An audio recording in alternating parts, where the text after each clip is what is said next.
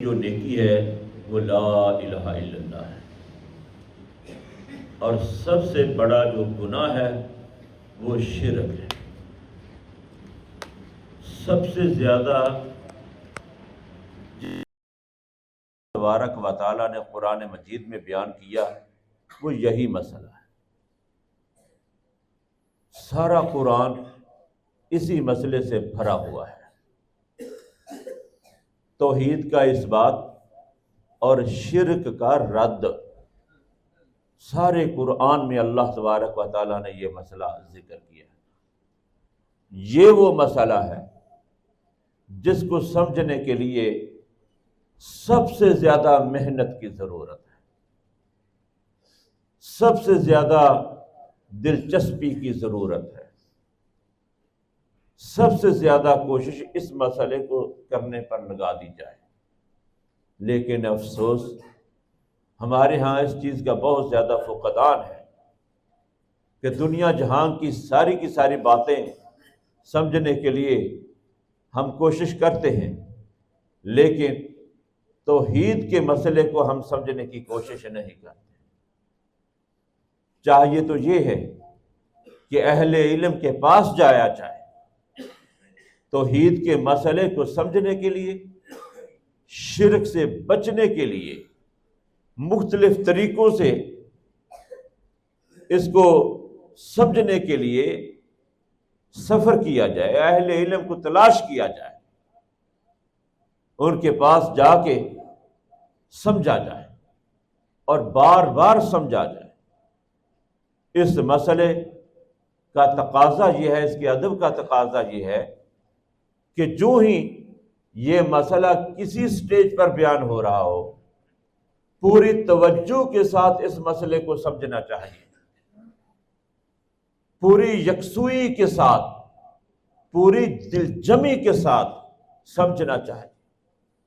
اگر ایک بات پہلے کئی مرتبہ سنی ہو تو اس مسئلے کا یہ حق بنتا ہے کہ اس مسئلے کو سمجھنے کے لیے پوری توجہ دی جائے، اپنے وجود کو بھی حرکت نہ دی جائے، کیونکہ یہ سب سے بڑا مسئلہ ہے جو توحید کا مسئلہ ہے، یہ سب سے بڑا مسئلہ ہے جو شرک کے رد کا ہے، کیونکہ یہی وہ مسئلہ ہے کہ جس کے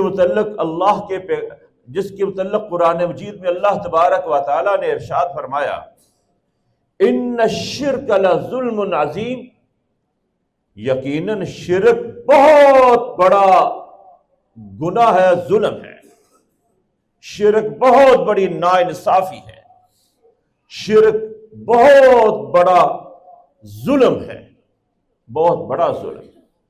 سارے گناہ ایک طرف، شرک کا گناہ ایک طرف۔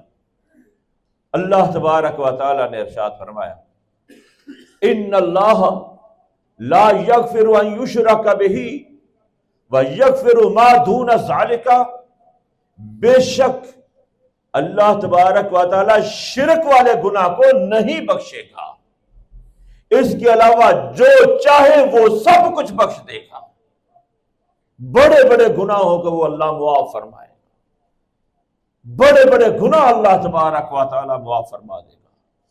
حدیث میں ہے وَإِن زَنَا وَإِن سَرَقَا وَإِن زَنَا وَإِن سَرَقَا وَإِن زَنَا وَإِن سَرَقَا، اگرچہ کسی نے زنا کیا ہو، چوری کی ہو، زنا کیا ہو، چوری کی ہو، زنا کیا ہو، چوری کی ہو، اللہ تعالیٰ پھر بھی اس کو بخش دے گا، لیکن شرک والے گناہ کو اللہ نہیں بخشے گا۔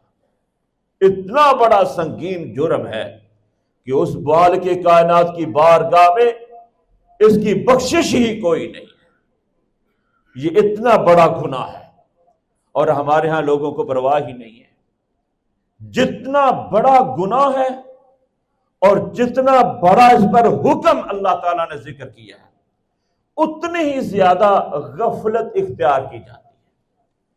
اور سب سے بڑی ظلم کی بات تو یہ ہے کہ اس بہت بڑے ظلم والے گناہ شرک کو شرک سمجھا ہی نہیں جاتا۔ لوگ شرک کرتے ہیں، پوری مد و شد کے ساتھ شرک کرتے ہیں، شرک کرتے ہیں، پورے دھڑلے کے ساتھ شرک کرتے ہیں، شرک کرتے ہیں، پوری آب و تاب کے ساتھ شرک کرتے ہیں، شرک کرتے ہیں، پورے زور کے ساتھ شرک کرتے ہیں، اور سینہ پھاڑ پھاڑ کے بیان کرتے ہیں، پورے روب کے ساتھ شرک کرتے ہیں، شرک سے ڈرتے ہیں۔ اس گناہ سے ذرا برابر ان کو اللہ کا ڈر نہیں ہے، اور لوگوں کو غلط رہنمائی دیتے ہیں۔ یہ سب سے بڑی اپنے آپ پر نادانی والی بات ہے کہ کوئی شخص گناہ کو گناہ سمجھے ہی نہ۔ یہ بہت بڑی آفت ہے، گناہ کو گناہ ہی نہ سمجھنا۔ اور بنی اسرائیل کی تباہی کا سب سے بڑا سبب یہی تھا کہ بنی اسرائیل کے لوگ گناہ کو گناہ سمجھتے ہی نہیں تھے۔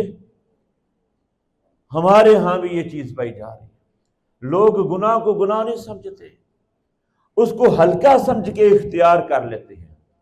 یاد رکھو، کسی چھوٹے سے چھوٹے گناہ کو چھوٹا سمجھ کے اختیار نہیں کرنا چاہیے، اور کسی چھوٹی سی چھوٹی نیکی کو چھوٹا سمجھ کے چھوڑ نہیں دینا چاہیے۔ ہو سکتا ہے وہ چھوٹی سی نیکی ہماری بخشش کا سبب بن سکے، ہو سکتا ہے وہ چھوٹا سا گناہ جس کو ہم چھوٹا سمجھتے ہیں وہ اس مالک کی نظر میں وہ بہت بڑا گناہ ہو، وہ ہماری تباہی کا باعث بن جائے۔ لہٰذا سب سے زیادہ کوشش کرنی چاہیے کہ ہم شرک سے بچیں۔ نبی صلی اللہ علیہ وآلہ وسلم نے ارشاد فرمایا، من قال لا الہ الا اللہ دخل الجنہ، جس نے کہہ دیا لا الہ الا اللہ وہ جنت میں داخل ہو گیا۔ جس نے کہہ دیا لا الہ الا اللہ وہ جنت میں داخل ہو گیا۔ ہمارے ہاں لوگوں کا یہ کانسیپٹ ہے کہ لا الہ الا اللہ پڑھتے ہیں، لا الہ الا اللہ تسبیحوں کی تسبیحاں پھیر دیتے ہیں، ذہن میں یہ بات ہے کہ اللہ کے پیغمبر نے فرمایا من قال لا الہ الا اللہ داخل الجنہ، جس نے لا الہ الا اللہ کہہ دیا وہ تو جنت میں داخل ہو گیا۔ بس یہ لا الہ الا اللہ پڑھو، تسبیحاں کر دو اور بے فکر ہو جاؤ۔ اور نہیں میرے بھائیو، ایک حدیث دوسری حدیث کی وضاحت کرتی ہے، قرآن مجید کی ایک آیت دوسری آیت کی تفسیر پڑھتی ہے۔ رسول اللہ صلی اللہ علیہ وآلہ وسلم نے ارشاد فرمایا من قال لا الہ الا اللہ وَيَبْتَغِي بِذَلِكَ وَجْهَ اللہ، جس نے کہہ دیا لا الہ الا اللہ پھر اس کلمے کے ذریعے اللہ کی رضا حاصل کی وہ جنت میں داخل ہوگا۔ من قال لا الہ الا اللہ، جس نے کہہ دیا لا الہ الا اللہ وَكَفَرَ بِمَا يُعْبَدُ مِن دُونِ اللہ، اور اس نے کفر کر دیا ہر اس چیز سے کہ اللہ کے علاوہ جس کو پوجا جاتا ہے وہ جنت میں داخل ہوگا۔ پوری وضاحت تو باقی حدیثوں میں موجود ہے، تم نے ایک ہی جملے کو ایک ہی بات کو پکڑ لیا اور بے خوف ہو گئے کہ ہم نے لا الہ الا اللہ تو پڑھ لیا ہے، ہم نے لا الہ الا اللہ، ہمیں کوئی خوف نہیں، نماز پڑھے نہ پڑھے، زکوٰۃ دیں یا نہ دیں، حج کریں یا نہ کریں، روزہ رکھیں یا نہ رکھیں، کیونکہ ہم نے لا الہ الا اللہ پڑھا ہے، ہم نے تو جنت میں جانا ہی جانا ہے۔ یہ بہت بڑی غلط فہمی ہے، اور تم نے لا الہ الا اللہ کے معنی کو جاننا ہی نہیں ہے، تم کو پتہ ہی نہیں ہے کہ لا الہ الا اللہ کا مفہوم کیا ہے، لا الہ الا اللہ کی ڈیمانڈ کیا ہے، لا الہ الا اللہ کی ریکوائرمنٹ کیا ہے، لا الہ الا اللہ ہم سے تقاضا کیا کرتا ہے، لا الہ الا اللہ ہم سے کیا مانگتا ہے، لا الہ الا اللہ کا معنی کیا ہے، لا الہ الا اللہ کا مفہوم کیا ہے، تم نے اس کو سمجھا ہی نہیں۔ اگر تمہیں اس بات کا پتہ چل جائے تو یہ ڈھٹائی والی باتیں نہ کرتے، اگر تمہیں اس مسئلے کا پتہ چل جائے تم بے شرمی والی باتیں نہ کرتے، اگر تمہیں اس بات کا پتہ چل جائے تم جہالت والی باتیں نہ کرتے، اگر تمہیں اس بات کا پتہ چل جائے تم نادانی والی بات نہ کرتے، اگر تمہیں اس بات کا پتہ چل جائے تم شرک سے بری ہوئی خوفناک خطرناک بات نہ کرتے۔ ऐसी बात, तुम्हें पता ही नहीं है ला इलाहा इल्लल्लाह कहता क्या है, तुम्हें पता ही नहीं है ला इलाहा इल्लल्लाह चाहता क्या है। अगर यही बात होती, सुनो सुनो, कुरैश मक्का को क्या पड़ी थी, मक्के के काफरों को क्या पड़ी थी, वो तो अरबी जुबान के लोग थे, वो तो 1000 मर्तबा ला इलाहा इल्लल्लाह पढ़ लेते हैं, उनको क्या तकलीफ थी, वो क्यों नहीं ला इलाहा इल्लल्लाह पढ़ते थे। सोचने की बात यह है कि अरब के लोग कुफ्फार मक्का वो काफर क्यों रह गए, क्या वो इसी वजह से जहन्नम में जाएंगे कि उन्होंने सिर्फ ला इलाहा इल्लल्लाह नहीं पढ़ा था और तुमने पढ़ा था और तुम जन्नत में चले जाओगे। वो ला इलाहा इल्लल्लाह इस वजह से नहीं पढ़ते थे क्योंकि उनको ला इलाहा इल्लल्लाह के माने का पता चल रहा था।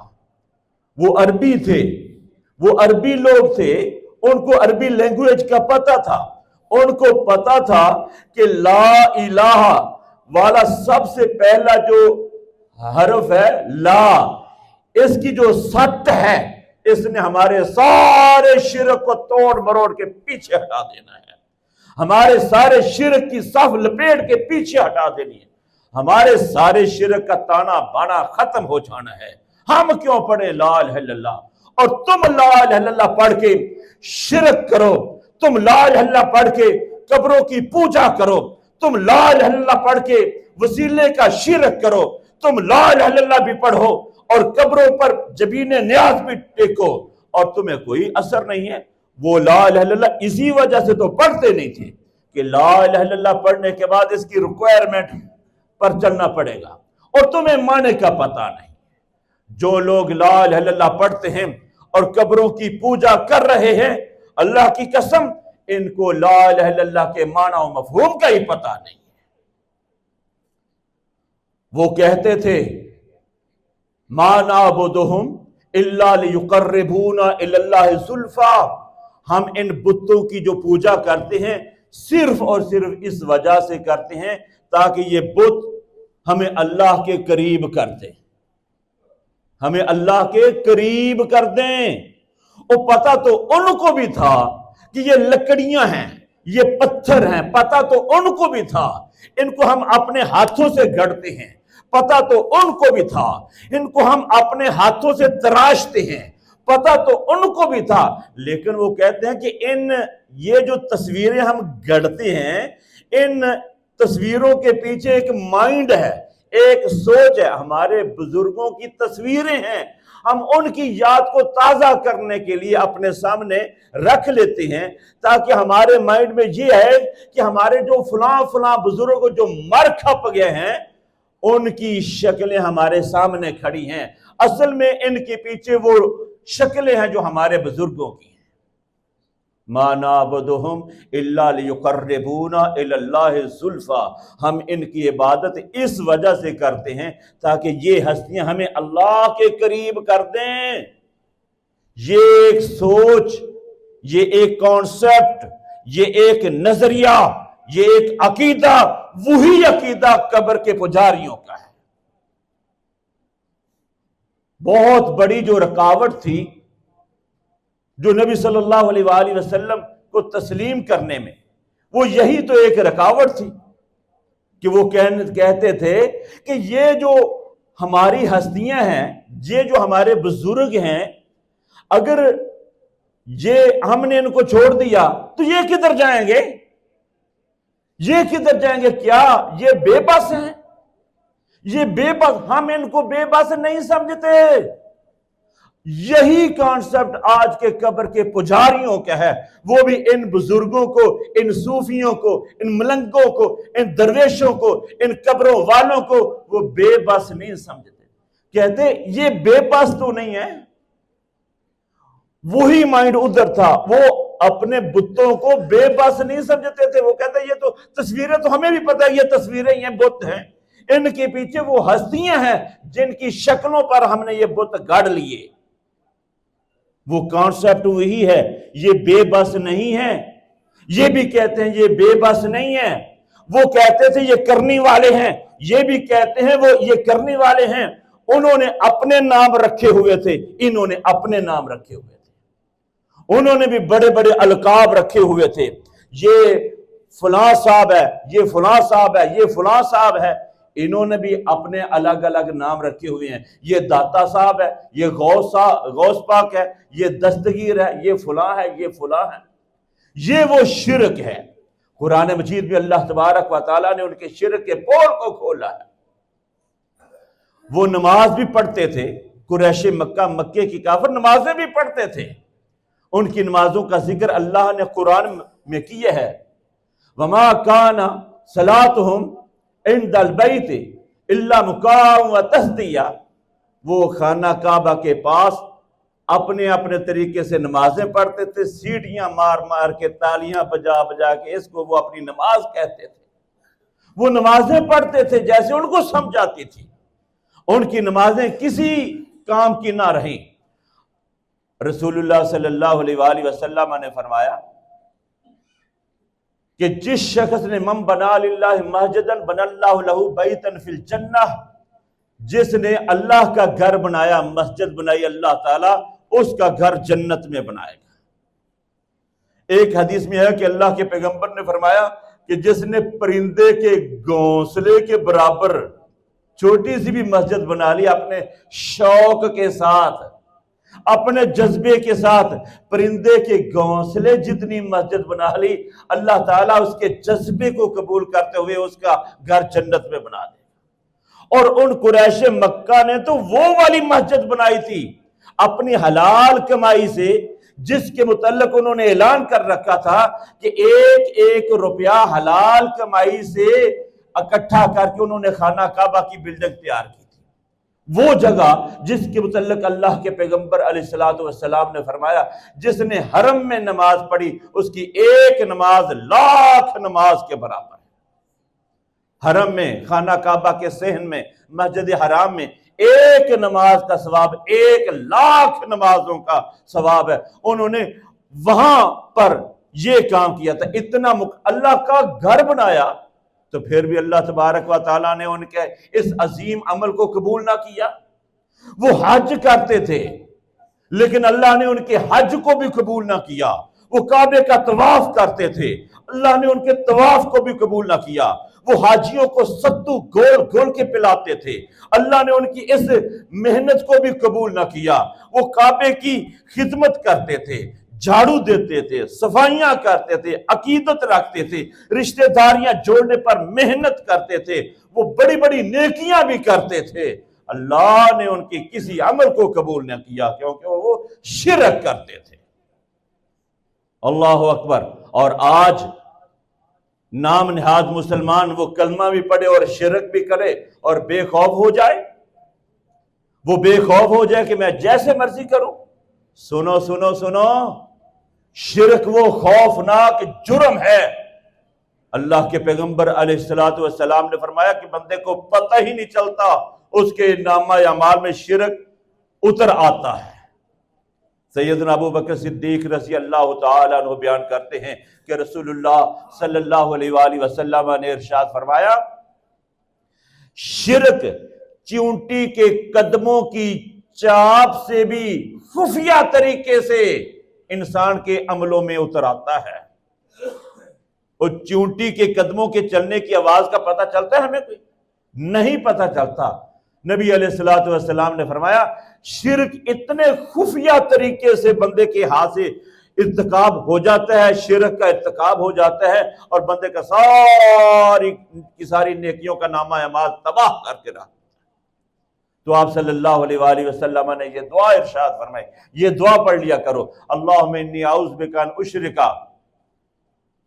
اللہم انی اعوذ بک ان اشرک بک وانا اعلم واستغفرک لما لا اعلم۔